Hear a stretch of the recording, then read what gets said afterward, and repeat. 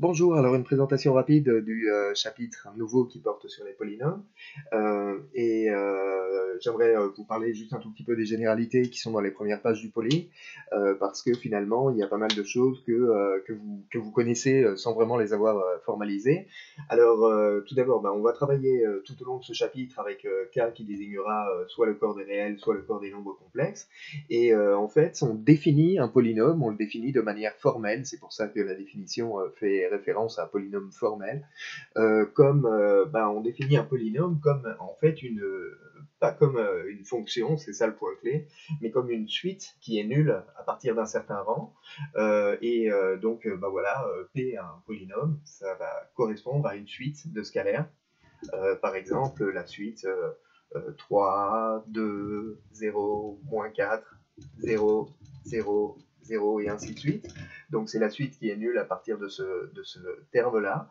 Et plutôt que de noter tous les polynômes donc comme des suites ainsi nulles à partir d'un certain rang, on prend la convention de noter cette suite-là de la manière que vous attendez, c'est-à-dire que 3 va être tout seul, plus 2 fois x, plus 0 fois x carré, moins 4 fois x3, et puis on s'arrête là puisque tous les autres termes derrière sont nuls. Donc voilà la définition de polynôme. Alors évidemment, nous on utilisera dans la suite plus cette écriture-là que l'écriture avec les termes de la suite, c'est des petits points et des zéros à partir d'un certain rang. Et l'ensemble de tous les polynômes, on le note k de x. Donc k de x désigne l'ensemble de tous les polynômes. Ce qu'on raconte dans la première partie du cours, c'est que sur cet ensemble des polynômes, on peut définir une loi, la loi plus, donc on peut définir la somme de deux polynômes. Et on définit la somme de deux polynômes simplement comme la somme de deux suites. Évidemment, quand on va faire la somme de deux suites nulles à partir d'un certain rang, on va obtenir une suite nulle à partir d'un certain rang. Donc ceci, le fait de définir une addition, ça définit une loi de composition interne dans K de x. Les premières propriétés du cours, donc sur les deux premières pages, ce sont des banalités pour dire que cette opération-là, elle est commutative, que c'est une loi de groupe parce qu'elle est aussi associative et que tout polynôme va admettre un inverse parce que son inverse, ça va être son opposé, et qu'il y a un élément neutre. Alors l'élément neutre, c'est le polynôme nul, c'est-à-dire la suite nulle à partir d'un certain rang, et le polynôme nul, on va le noter comme ceci, 0 avec un tilde au-dessus.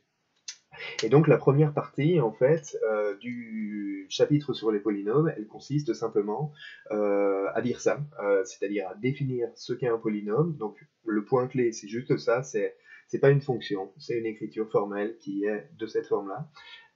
Et à définir donc une loi de groupe sur K de x qui est la loi plus l'addition au sens usuel finalement que vous connaissez des polynômes. Donc voilà pour cette première partie. Alors un mot quand même sur le produit, parce que sur le produit, c'est pas complètement immédiat. En fait, on donne une formule qui est assez redoutable, alors que je vais tâcher de vous expliquer ici, pour le produit de deux polynômes. On prend deux polynômes, P et Q. Alors P, on peut toujours l'écrire comme la somme pour K allant de 0 à N des AKXK. Et puis Q qui est la somme pour K allant de 0 jusqu'à M des BKXK. Et on donne une formule pour le produit de ces deux polynômes. Alors c'est assez affreux quand même si on y pense. Et en fait, pour comprendre cette formule, il faut écrire un tout petit peu explicitement ce qu'est le produit de ces deux expressions. Le polynôme P donc, va s'écrire ANXN plus AN-1 XN-1 plus A1X plus A0. Et le polynôme Q, lui, va s'écrire BMXM plus, etc., plus B1X plus B0. Hop là. Et quand vous faites le produit de ces deux expressions, vous allez obtenir un polynôme. Alors, le terme de plus haut degré est facile à trouver. On va avoir AN multiplié par BM multiplié par X à la puissance N plus N. Plus et ainsi de suite, et ainsi de suite, et ainsi de suite, et ainsi de suite, et puis plus le coefficient constant, qui sera pas trop compliqué, qui sera A0, B0. Et entre les deux, vous avez plein de termes. Et puis, vous avez des termes avec des puissances de x qui sont quelconques, x à la puissance k, disons. Et en fait, il faut se poser la question, comment on va obtenir des x à la puissance k avec le produit des deux parenthèses qui est au-dessus. Alors en fait, on va obtenir du x à la puissance k en multipliant a0 par x à la puissance k de l'autre côté, c'est-à-dire on va obtenir ici du x à la puissance k en multipliant a0 par bk, le coefficient qui sera devant x à la puissance k. On va obtenir du x à la puissance k en multipliant ce qui est en x ici par x à la puissance k-1 de l'autre côté. Donc on va avoir plus a1 multiplié par bk-1. On va avoir du x à la puissance k en multipliant du x au carré à gauche par du x à la puissance k-2 de l'autre côté. Bon, c'est bon, je pense que vous avez compris comment ça marche. Et puis, enfin, on va obtenir du x à la puissance k en multipliant x à la puissance k à gauche par le terme x à la puissance 0 de l'autre côté, c'est-à-dire donc plus ak b0. C'est-à-dire que le coefficient qui est devant x à la puissance k, ce truc-là, eh ben, finalement, peut s'écrire de la manière suivante, c'est la somme pour i allant de 0 jusqu'à k. Vous voyez, ici on a a0, a1 et ainsi de suite jusqu'à ak, des ai bk-i.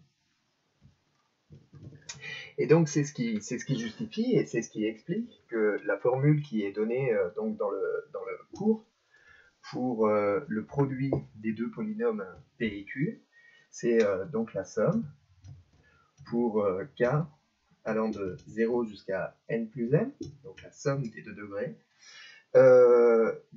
donc x à la puissance k, et puis le coef qui est devant x car, et ben en fait c'est encore une somme, c'est la somme pour i allant de 0 jusqu'à k, des a à la puissance i et b à la puissance k-i. Et cette formule-là, en fait, cette formule qui donne le produit, elle est importante à connaître, importante à savoir retrouver, au même titre par exemple que la formule qui donne le produit de deux matrices. C'est-à-dire que vous avez des exercices où en fait c'est indispensable de connaître cette formule, et en particulier c'est indispensable de connaître cette formule pour traiter l'application qui est juste en dessous dans le poly, celle qui concerne la formule de Vandermonde et sur laquelle je ferai sans doute une petite vidéo un peu plus tard. En attendant ça, bon courage à vous, travaillez bien, et puis à bientôt. N'hésitez pas à poser des questions s'il y a des choses que vous n'avez pas comprises.